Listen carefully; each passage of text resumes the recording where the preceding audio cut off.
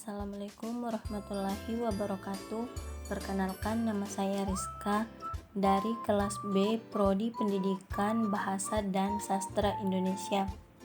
Pada video kali ini saya akan menjelaskan pengenalan fonem yang meliputi identifikasi fonem, jenis fonem, distribusi fonem, dan realisasinya. Yang pertama yaitu identifikasi fonem. Fonem adalah bunyi bahasa yang dapat atau berfungsi membedakan makna. Fonem merupakan abstraksi atau gambaran dari satu atau sejumlah fon, baik berupa vokal atau huruf hidup maupun huruf konsonan atau huruf mati. Penulisan sebuah fonem atau transkripsi fonem dituliskan dengan lambang garis miring. Ada dua cara untuk mengidentifikasi fonem, yaitu yang pertama yaitu mencari satuan bahasa lalu membandingkan dengan satuan bahasa lain yang mirip. Jika satuan bahasa tersebut berbeda, berarti bunyi tersebut adalah fonem, karena fonem sendiri berfungsi membedakan makna satuan bahasa. Contohnya seperti kata bapak, lapak, papak, dan kapak. Bunyi B, L, P, dan K pada bentuk kebahasan itu masing-masing memiliki fungsi pembeda makna. Cara yang paling mudah untuk mengidentifikasi fonem yaitu dengan membedakan makna kata dengan melihat kemungkinannya. Dua buah bentuk kebahasaan berpasangan minimal merupakan cara yang lazim dan mudah untuk dilakukan identifikasi fonem.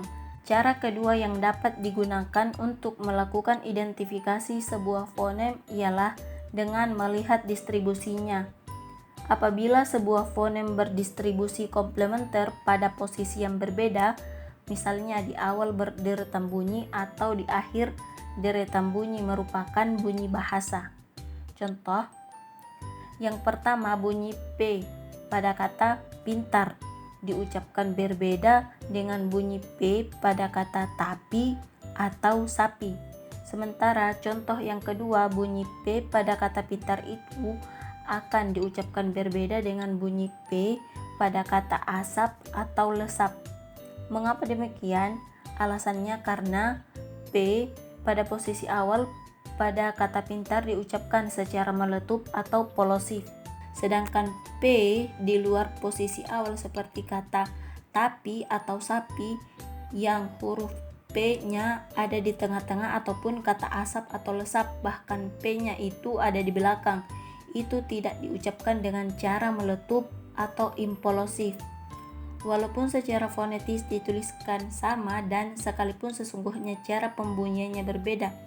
Sesuai fakta kebahasaan tersebut, bunyi P merupakan bunyi P berdistribusi komplementer atau complementary distribution. Bunyi-bunyi yang hadir dalam distribusi komplementer disebut alofon, sebuah fonem yang membuktikan penamaan fonem tersebut benar. Selanjutnya yaitu jenis-jenis fonem. Yang pertama ada fonem vokal. Bunyi vokal adalah bunyi bahasa yang arus udaranya tidak mengalami halangan. Jenis vokal ditentukan oleh 3 faktor, yaitu tinggi rendahnya posisi lidah, bagian lidah yang dinaikkan, dan bentuk bibir pada pembentukan vokal tersebut. Contoh pemakaian vokal dalam bahasa Indonesia dapat dilihat pada contoh berikut ini. Yang pertama, vokal A, apa, papa, mama. Yang kedua, vokal I, ikan, indah, api, padi. Yang ketiga, vokal I, kering, piring, dering. Yang keempat, vokal U, unggas, ungu, pintu. Yang kelima, vokal U, sarung, burung, karung. Yang keenam, vokal E, ekor, sate, tempe. Yang ketujuh, vokal E, kera, bebek, beli. Yang kedelapan, vokal E, monyet, karet, ember. Yang kesembilan, vokal O, obat, soto, toko. Yang kesepuluh, vokal O, ongkos, toko, balon.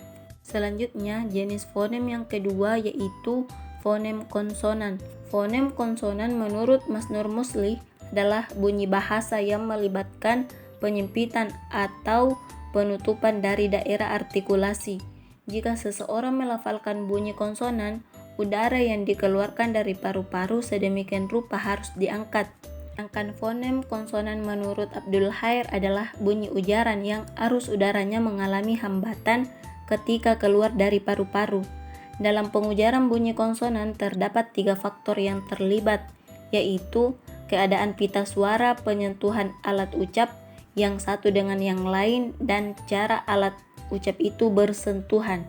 Contoh fonem konsonan bahasa Indonesia yang pertama yaitu fonem P pada kata pulang, fonem B pada kata beli, fonem T pada kata tulis, fonem D pada kata dapat, fonem K pada kata kunci, fonem G pada kata gigi, fonem F pada kata foto, fonem V pada kata video, fonem S pada kata satu, fonem Z pada kata saman, fonem C pada kata cinta, fonem J pada kata jalan, fonem H pada kata hari, fonem M pada kata mata, fonem N pada kata nasi, fonem Sh pada kata syarat, fonem Eng pada kata ngopi, fonem N pada kata nyanyi, fonem R pada kata rumah, fonem L pada kata lari, dan yang terakhir yaitu fonem W pada kata waktu. Selanjutnya, jenis fonem yang ketiga yaitu fonem diftong. Fonem diftong adalah vokal yang berubah kualitasnya. Dalam sistem tulisan, diftong biasa dilambangkan oleh 2 huruf vokal. Kedua huruf vokal itu tidak dapat dipisahkan. Bunyi au pada kata harimau adalah diftong, sehingga au pada suku kata mau tidak dapat dipisahkan menjadi mau, seperti pada kata mau. Demikian pula halnya dengan deretan huruf vokal ai pada kata sungai.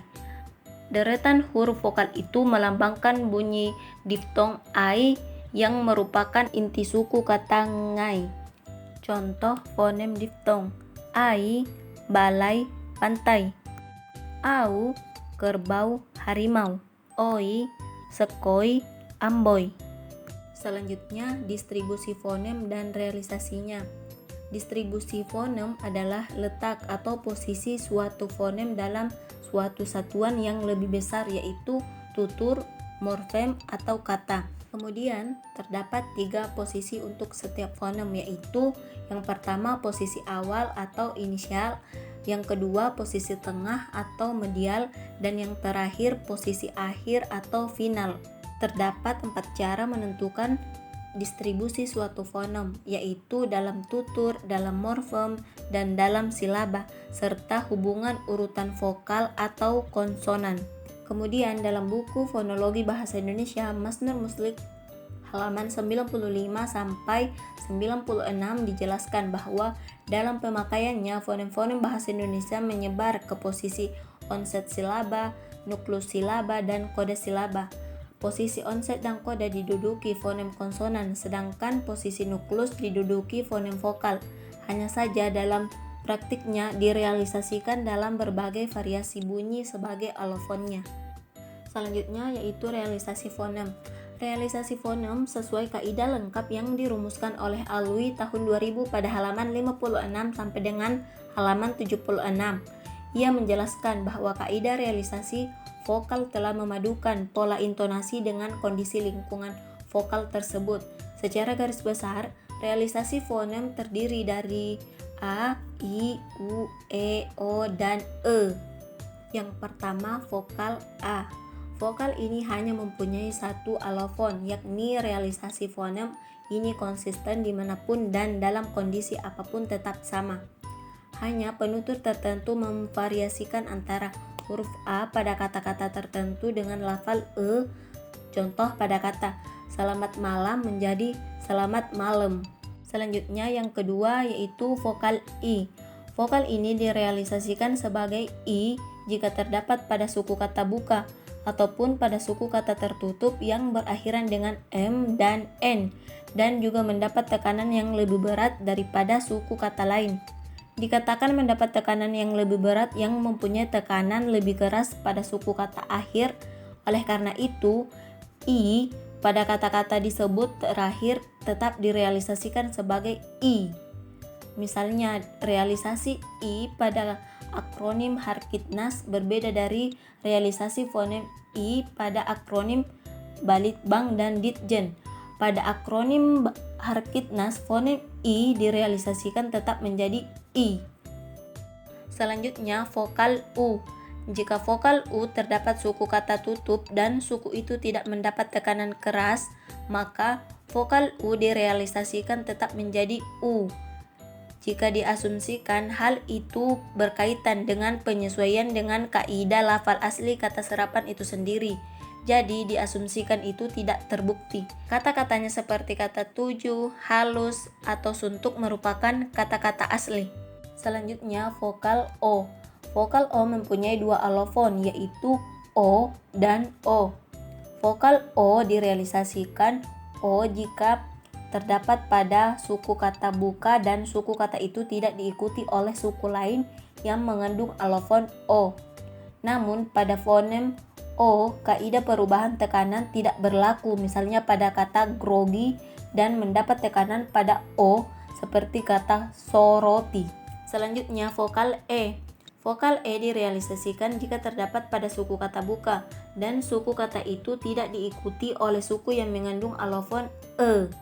Menurut Muhlis tahun 2008 halaman 100, realisasi E sering bervariasi dengan E meskipun pada suku buka. Pada suku terakhirnya tidak terdapat bunyi E, misalnya pada vokal E pada kata lebar. Yang terakhir, vokal E. Vokal E tidak mempunyai alofon, oleh karena itu idealnya realisasi vokal itu tidak bervariasi. Namun, dalam kenyataan, realisasi vokal itu sering dirancungkan dengan vokal E padahal menimbulkan perbedaan makna. Vokal E jika direalisasikan E, misalnya pada kata lebaran dan lebaran. Kedua kata tersebut memiliki arti yang berbeda. Baik, mungkin itu saja penjelasan dari saya. Saya atas nama Rizka pamit undur diri. Sekian, Assalamualaikum warahmatullahi wabarakatuh.